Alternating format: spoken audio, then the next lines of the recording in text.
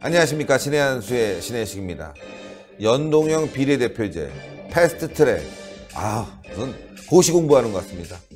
선거법이 왜 이렇게 바뀌는지 말이죠. 게다가 그 법안을 상정하는데 패스트트랙, 놀이동산인지 고시 공부인지 헷갈립니다. 국민들은 어렵습니다. 왜 이렇게 어려운지 모르겠습니다. 그래서 이경환 변호사님 모셔서 깔끔하게 분석 좀 해보겠습니다.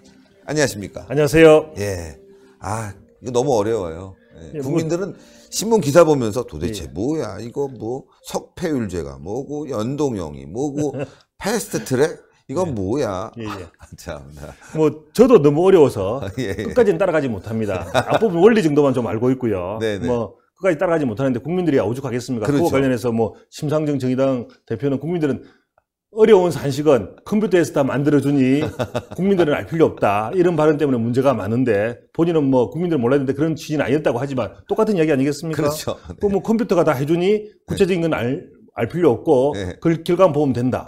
이런 식의 이야기니까 네. 본인이 잘못된 거 인정을 할 줄 알아야죠. 그렇죠. 근데 본인이 잘못된 거 인정하지 않고 마치 취지가 잘못했던 걸 취지만이 잘못했다고 이야기하면서 네. 다시 나경원 대표를 공격하고 있는데 그건 잘못된 거로 봐야 되겠습니다. 그러니까요. 자, 먼저 말이죠. 예. 패스트트랙 예. 어떤 제도입니까?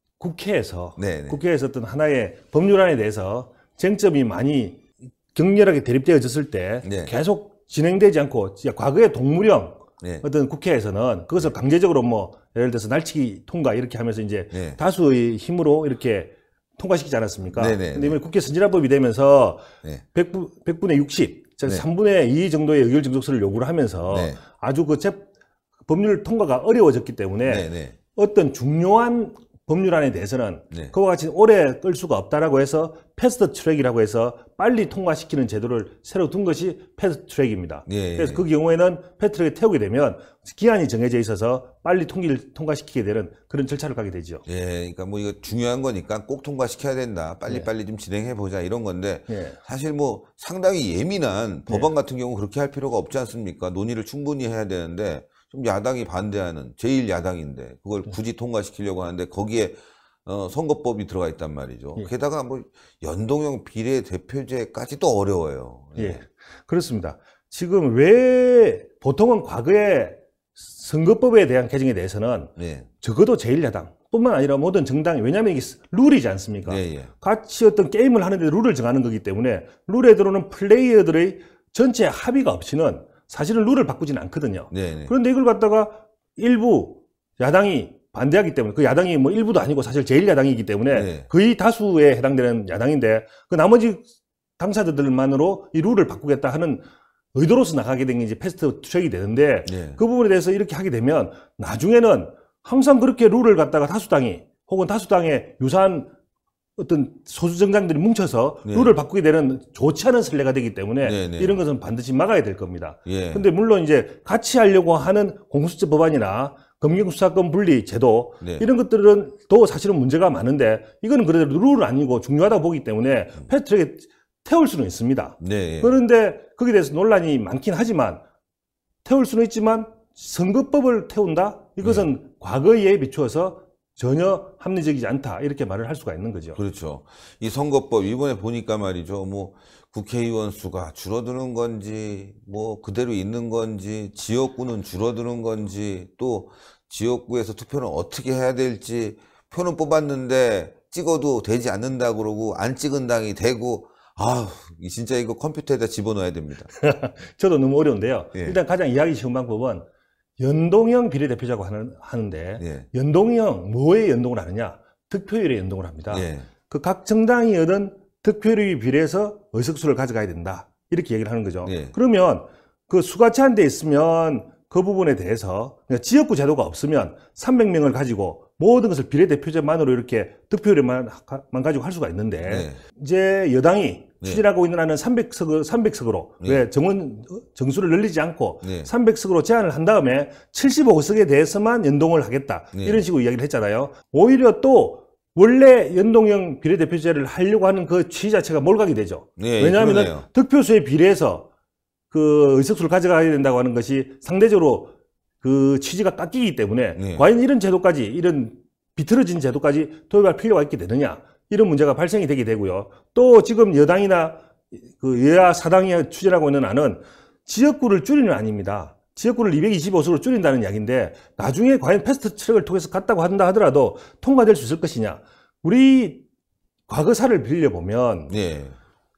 의원들이 자기 지역구 줄어드는 것에 대해서는 절대 찬동하는 법이 없습니다. 그렇죠. 그래서 지금 있는 의석수를 줄여서 과연 패스트트랙을 통해서 그 의결 정도를 맞춰서 통과될 수 있을 거냐. 사실은 통과가 안 될 가능성이 높은데 이렇게 되면 정작 선거법은 통과 안 되면서 그와 같이 부가적으로 통과시키려고 하는 금융수사권 분리나 혹은 공수처법 이런 것들은 통과되고 그러니까 주된 것은 통과 안 되는데 나머지 부분 통과되는 이런 꼼수라고 할까요? 여당의 꼼수라고 할까요? 이런 것들이 숨겨져 있는 거죠.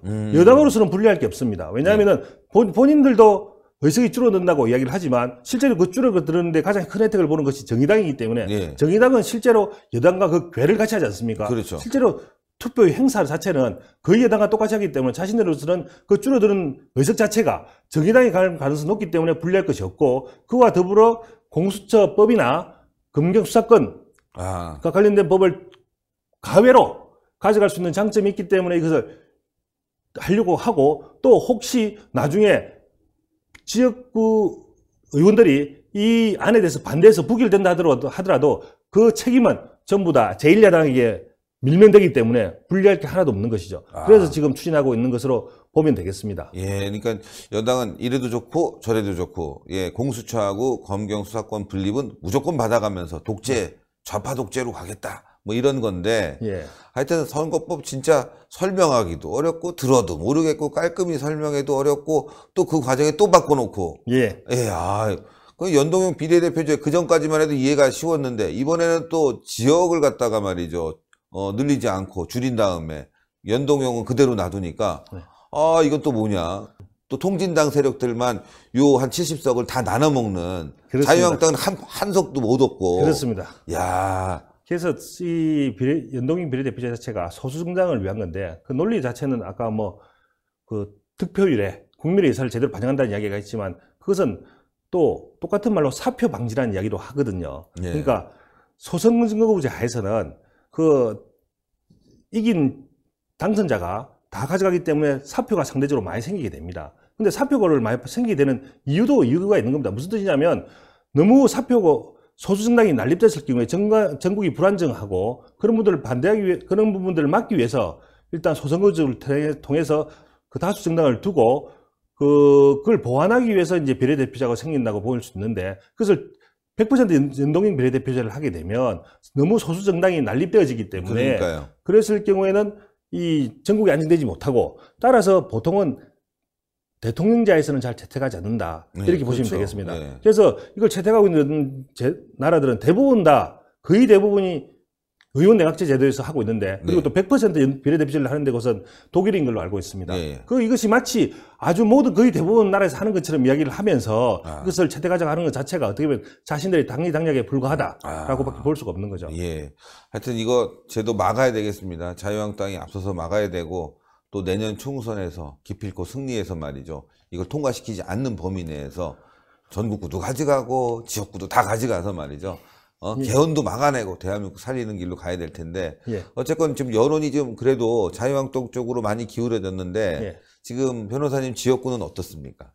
우리 지역구도 여론이 조금 많이 좋아지고 있습니다. 예. 바닥에서부터 과거에 뭐 안 좋았던 시기보다는 훨씬 많이 아랫목이 따뜻해졌고요. 네. 그것들은 현 정부가 그 제대로 여러 가지 하지 못하고 있다. 뭐 처음에는 뭐 경제 부분이었지만 이제는 외교 부분까지 확대되면서 네. 그리고 실제적으로 이제 집권 3차 들어가면서 자신들이 했던 이야기들을 스스로 지키지 않는 것들, 내로남불 얘기를 많이 네, 하지 않습니까? 그러니까요. 그런 것들이 이제 국민들을 실제로 보기 시작을 하면서 어떤 지지율이 좀 달라지고 있다. 이렇게 보시면 되겠습니다. 네.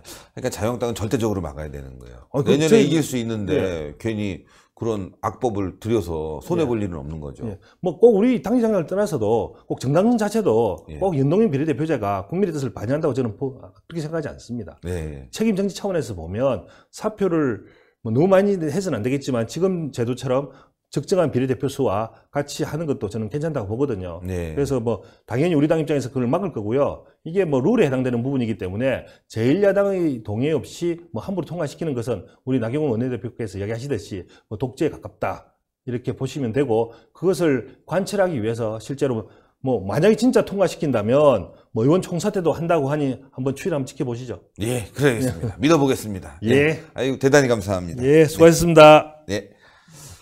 예, 아이고, 참 어렵지만 그래도 답은 있습니다. 예, 그 답이 뭐냐면은 정도로 가면 됩니다. 예, 또 국민들이 제대로 알아서 말이죠. 이거 안 돼. 예, 있을 수 없어. 이렇게 밀어붙이면 됩니다. 연동형 비례대표제에 대해서는 국민들이 상당히 반대하는 것으로 알고 있고, 다만 이제 공수처와 검경 수사권 분리에 대해서는 아직도 국민들이 이해를 못하고 민주당이 계속 여론이 높다 하는데요. 자유한국당이 이걸 갖고 계속 싸워주게 되면요, 결국 여론이 떨어질 수뿐이 없는 겁니다. 아유, 삼권 분립된 나라에서 뭘 또 더 만듭니까? 이거라도 잘 지키면 좋은데 이것도 못 지키니까 자꾸 만드는데, 그러면 나중에 공수처 또 문제 생기면 그 위에 또 만듭니까? 아, 이해할 수 없습니다. 하여튼 이 정권 막아내야 됩니다. 동그랗게 올라가는 구독 버튼 꼭 눌러주시고 추천 버튼 부탁드리고 댓글로 의견 많이 주십시오. 대단히 감사합니다. 감사합니다. 수고하셨습니다. 네, 감사합니다. 예.